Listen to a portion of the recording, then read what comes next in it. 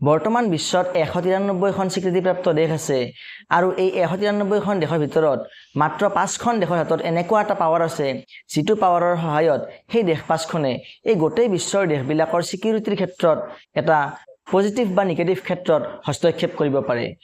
গতিকে এই পাৱাৰটোনো কি আৰু এই 5খন কি দেশ আজিৰ ভিডিঅ'টোত এই গোটেইখিনি কথা আলোচনা কৰিম। লগতে আলোচনা কৰিম এই পাৱাৰটো পাবলৈ এখন দেশৰ কি অৰ্হতা থাকিব লাগে।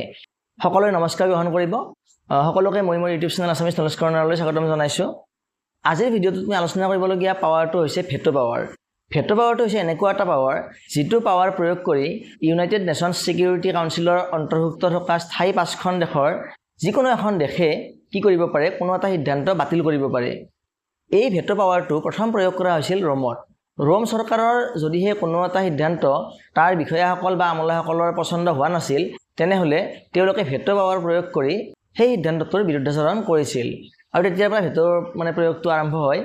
আৰু বৰ্তমান UNSC United nations security council, যাক কোৱা হয় সংযুক্ত ৰাষ্ট্ৰৰ নিৰাপত্তা পৰিষদ, সেই তাত কি হয়, এই ভেটো পাৱাৰটো প্ৰয়োগ কৰা হয়। এতিয়া কথা হ'ল কি যে এই যিটো UNSC, এই UNSCত আমাৰ বৰ্তমান 15খন সদস্য দেশ আছে। ইয়াৰে 5খন হৈছে স্থায়ী সদস্য দেশ আৰু বাকী 10খন হৈছে আমাৰ নিৰ্বাচিত হোৱা দেশ। এই বাকী 10খন সদস্য কি কৰা হয়, আমাৰ জেনেৰেল এছেম্বলিত নিৰ্বাচন কৰা হয়। নিৰ্বাচনটো অনুষ্ঠিত কৰা হয় আমেৰিকাৰ নিউয়ৰ্ক চহৰৰ যিটো হেড অফিচ UNSC, তাত নিৰ্বাচন অনুষ্ঠিত কৰা হয় আৰু তাত ভোট দিয়ে বিশ্বৰ 193খন স্বীকৃতিপ্ৰাপ্ত দেশে। আৰু তেনেকৈ কি কৰা হয়, এই 10খন দেশক নিৰ্বাচিত কৰা হয় আৰু বাকী 5খন স্থায়ী সদস্য আছে। আৰু এই 5খন স্থায়ী সদস্য দেশ হৈছে আমাৰ চীন, ফ্ৰান্স, ৰাছিয়া, গ্ৰেট ব্ৰিটেইন আৰু আমেৰিকা যুক্তৰাষ্ট্ৰ। UNSC বা ইউনাইটেড নেশ্যনছ ছিকিউৰিটি কাউন্সিল সংস্থাটো স্থাপন হৈছিল 1945 চনৰ 24 অক্টোবৰ তাৰিখে, অৰ্থাৎ দ্বিতীয় বিশ্বযুদ্ধৰ ঠিক পিছতে। আৰু ইয়াৰ উদ্দেশ্য আছিল যাতে বিশ্বত কি কৰা হয়, নিৰাপত্তাটো অক্ষুণ্ণ থাকে, যাতে কোনো ধৰণৰ যুদ্ধ বিগ্ৰহ পৰৱৰ্তী সময়ত নহয়।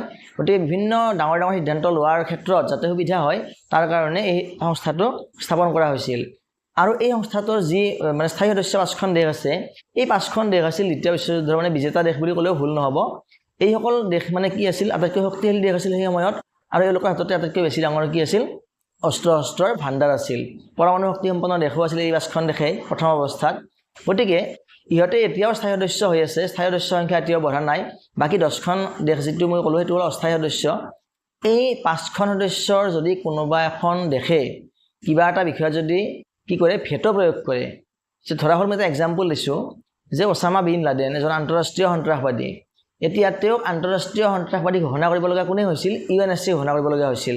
অৰ্থাৎ কোনো এখন দেশে, একমাত্ৰ এখন দেশে বা 2খন দেশে এজন মানুহক কি কৰিব নোৱাৰে, আন্তঃৰাষ্ট্ৰীয় সন্ত্ৰাসবাদী ঘোষণা কৰিব নোৱাৰে। তেনেস্থলত কি কৰিব লাগিব, UNSCৰ দেশবিলাকে সমৰ্থন দিব লাগিব। আৰু কেনেকৈ সমৰ্থন থাকিব লাগিব, যে এই নিৰাপত্তা পৰিষদৰ 5খন দেশৰ আটাইকেইখন দেশৰে সমৰ্থন থাকিব লাগিব। আৰু লগতে বাকী 10খন দেশ যে অস্থায়ী সদস্য আছে, তেওঁলোকৰো 2/3 দেশে সমৰ্থন দিব লাগিব।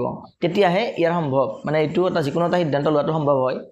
যদিহে এই 5খন দেশৰ কোনোবা এখন দেশেও কি কৰে, ভেটো প্ৰয়োগ কৰে, অৰ্থাৎ ভেটো হৈছে অপ'জ কৰা, অৰ্থাৎ যে আই ডোণ্ট এগ্ৰী, মই সন্মত নহয়, ইয়াৰ এইটো হৈছে ভেটো। ভেটোটো লেটিন শব্দ, লেটিন ভাষাৰ পৰা আহিছে।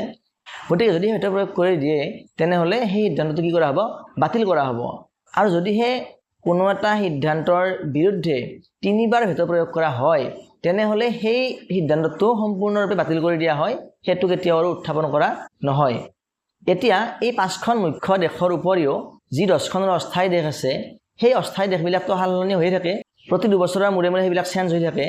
কিন্তু ইয়াতে আৰু কি হৈ আছে, 4খন দেশে স্থায়ী সদস্য পদৰ কাৰণে এপ্লাই কৰি আছে, চিন্তা চৰ্চা কৰি আছে, আবেদনো কৰিছে বহুতবাৰ। সেই দেশকেইখন হৈছে আমাৰ ব্ৰাজিল, ইণ্ডিয়া, জাৰ্মানী আৰু জাপান। এই 4খন দেশে অহৰহ প্ৰচেষ্টা চলাই আছে যাতে তেওঁলোকে সংযুক্ত ৰাষ্ট্ৰৰ নিৰাপত্তা পৰিষদৰ অন্তৰ্ভুক্ত হ'ব পাৰে, UNSC অন্তৰ্ভুক্ত হ'ব পাৰে। কিন্তু বিভিন্ন কাৰণত সেইটো সম্ভৱ হৈ উঠা নাই। কোনোবাই নহয় কোনোবাই কি কৰে, আপত্তি কৰে। যেনে ভাৰতৰ ক্ষেত্ৰত একমাত্ৰ চীনে এনেকুৱা এখন দেশ যি আপত্তি কৰি আছে। বাকী যিবিলাক দেশ আছে সকলোবিলাক দেশে ভাৰতক সমৰ্থন দি আছে, কিন্তু একমাত্ৰ চীনে ভেটো প্ৰয়োগ কৰাৰ কাৰণে ভাৰতে UNSCৰ স্থায়ী সদস্য পদ এতিয়ালৈকে ল'ব পৰা নাই। এতিয়া আহোঁ মই ভেটো এপ্লাই কৰাৰ কাৰণে এখন দেশৰ কি অৰ্হতা থাকিব লাগিব। সেইটো হ'ল যে ভেটো এপ্লাই কৰাৰ কাৰণে এখন দেশৰ যিটো অৰ্থনীতি, সেই অৰ্থনীতিটো মজবুত হ'ব লাগিব। সেইখন দেশৰ GDP উন্নত হ'ব লাগিব, বেছি ধাৰ ঋণ থাকিব নালাগিব।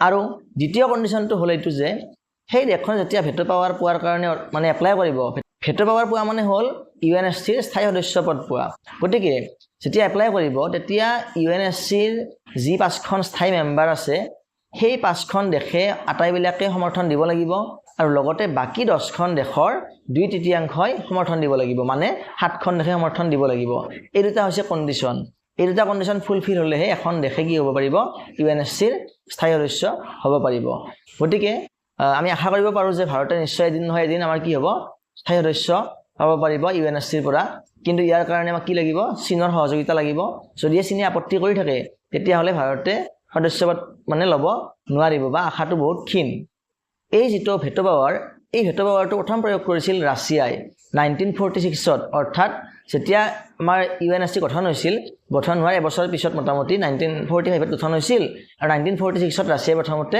এইটো পাৱাৰটো প্ৰয়োগ কৰিছিল আৰু একেবাৰে শেষবাৰৰ কাৰণে প্ৰয়োগ কৰিছিল চীন দেশে আৰু আটাইতকৈ বেছি ভেটো পাৱাৰ প্ৰয়োগ কৰা দেশখনো হৈছে ৰাছিয়া গতিকে এইখিনিয়ে আছিল আজি ভিডিঅটো আশা কৰিছো আপোনালোকে ভাল পাইছে যদি হে ভিডিঅটোৰ পৰা কিবা এটা উপকৃত হৈছে আপোনালোকে লাইক কৰিব আপোনাৰ এটা লাইকে মোক বহুত উৎসাহ প্ৰদান কৰে এনেকৈ তথ্যমূলক ভিডিঅ' বনোৱাৰ কাৰণে আৰু অনুগ্ৰহ কৰি চেনেলটো সাবস্ক্ৰাইব কৰাৰ কথা বিবেচনা কৰিব ধন্যবাদ